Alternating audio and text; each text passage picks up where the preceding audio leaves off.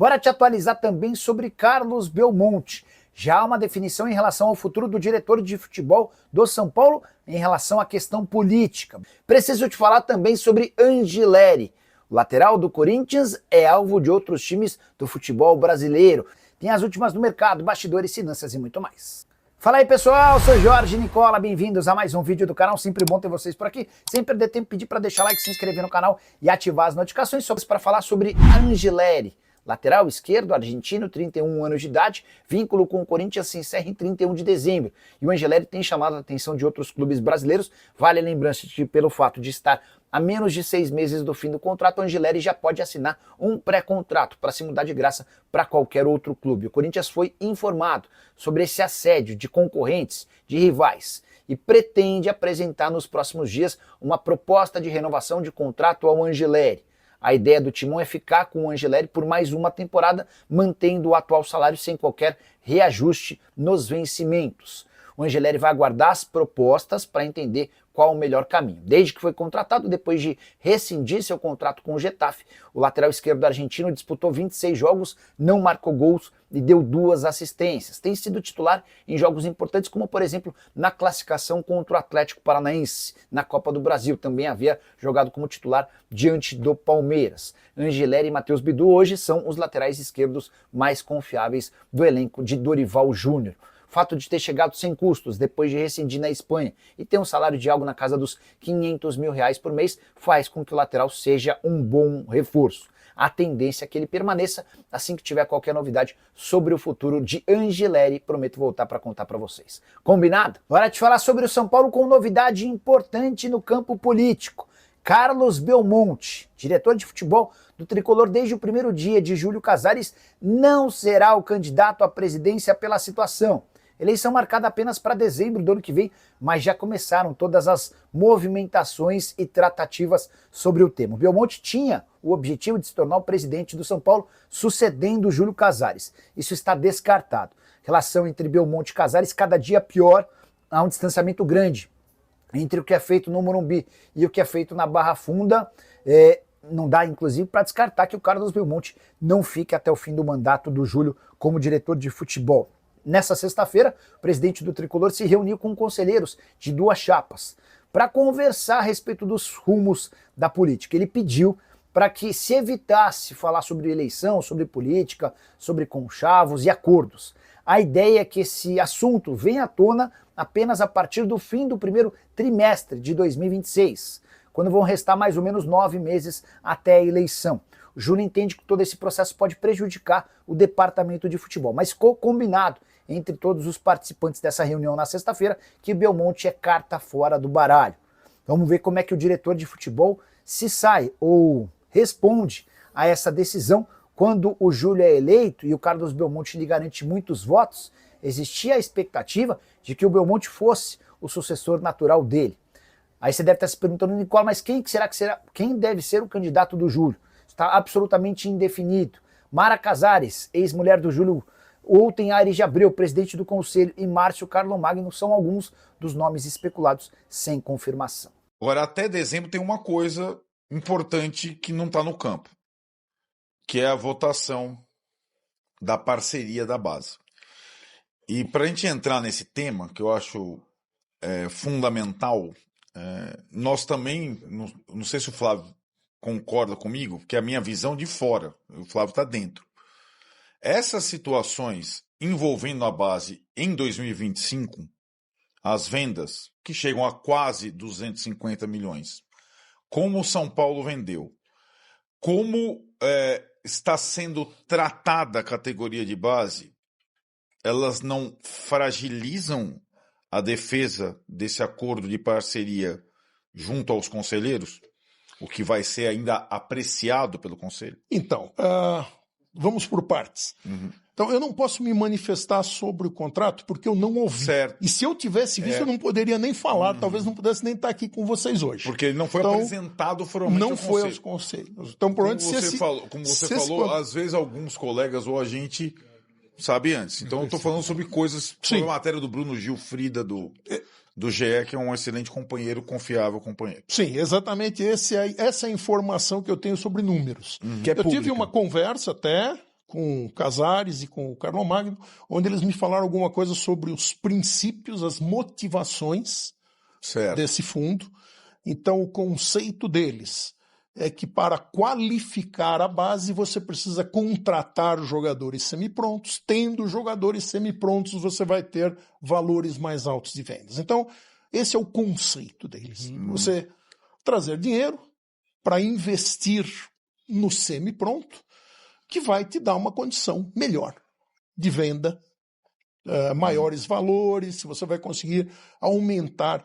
Agora, quanto a isso, não foi falado. Essa reunião que eu tive com eles não se falou de números, se falou de conceito, motivação. Os números que nós vemos no GE definitivamente não são. Definitivamente não são atrativos. Não sei se são verdadeiros ou não. Certo. Não vi o contrato. Se eu tivesse visto o contrato, eu não poderia nem dizer isso aqui. Certo, perfeito. Porque... eu também estou me baseando pelo GE. Exatamente. Então, aqueles números que aparecem no GE não são atrativos. Mas o meu compromisso com eles, por exemplo, eu vou analisar o contrato. Financeiramente, vou montar as tabelas, vou fazer cálculo de taxa interna de retorno, vou fazer as projeções, valor presente líquido, toda essa trabalho de 50 milhões de dólares. Ou seja, já desvalorizou em 50% antes de começar para contratação de jogadores no primeiro ano. Gente, 22 milhões bastava cumprir o orçamento de despesas. Você não precisa ir buscar isso fora. E tem um ponto que é essencial. Você fala, não, o dinheiro vindo do fundo será usado exclusivamente para isso, contratação de jogadores. O São Paulo Futebol Clube é um único CNPJ. É um único caixa.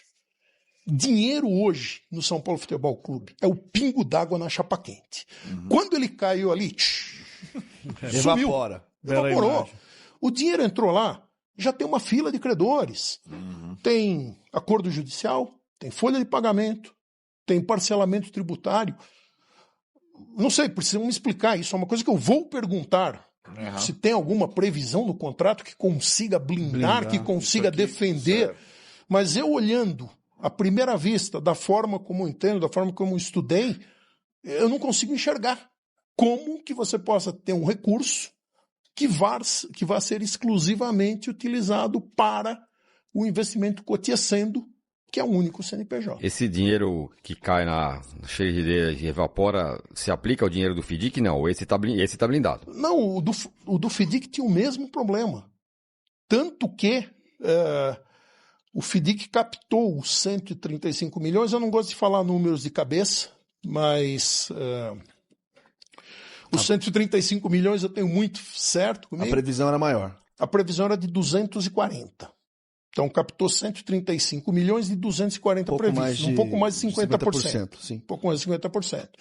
E a redução da dívida com entidades financeiras foi na casa de 70 milhões, 72 milhões. Uma parte estava no caixa, cadê os outros 51? Aí foi outra pergunta que eu fiz. Aqui está faltando. Esses 51 milhões foram utilizados para quê? É uma questão de finalidade. Não é que ninguém está desviando o dinheiro, colocando no bolso. Não. É o desvio de finalidade. Essa foi outra pergunta que eu fiz na tribuna do Conselho e, mais uma vez, o silêncio impera. Não vem resposta. Agora, só voltando um pouco a essa... Vamos voltar um pouco à matéria do GE. Grande Bruno Gilfried. O que, nas nossas comunidades, nos nossos chats, nas nossas... que são como nós mesmos somos leigos nas questões financeiras, né? Pouco especialistas, o que pega mais é a questão de parceiros, de 30% da base do São Paulo ter pela primeira vez parceiros, sócios, cotistas, que sejam do fundo, que pode ter o investidor estrangeiro, que pode ser o Marinax, pode ser o Alexandre Salvatore, como ele tem o seu nome italiano. É isso que pega mais na comunidade. Isso pega no conselho também a questão de a base ter, o projeto prever uma sociedade, digamos, na base do São Paulo, sem entrar, indo além da questão dos números, só a questão do conceito? Então, Arnaldo, é exatamente isso. Esse é um projeto que é muito mais do que financeiro. O que vai se pesar é muito mais do que se financeiramente vale a pena ou não.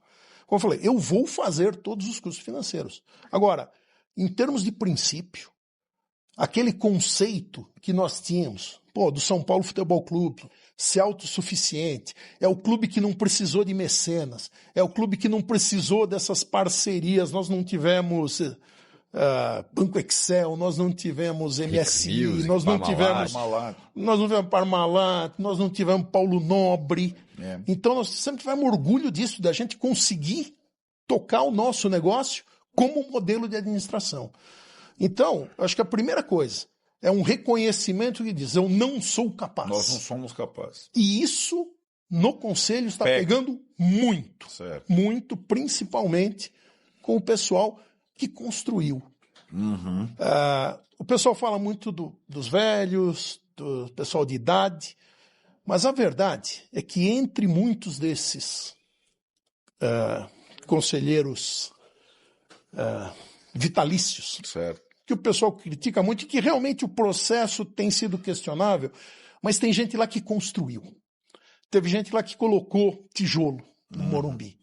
Teve gente lá que participou, que, como diz um amigo meu, costurou estrelinha no distintivo. Certo. Essas pessoas, eles ficam muito mais impactados pela questão do princípio. Certo. Eu não sou competente para cuidar de uma base.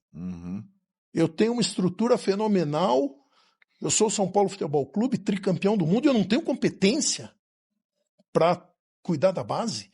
Isso pega muito.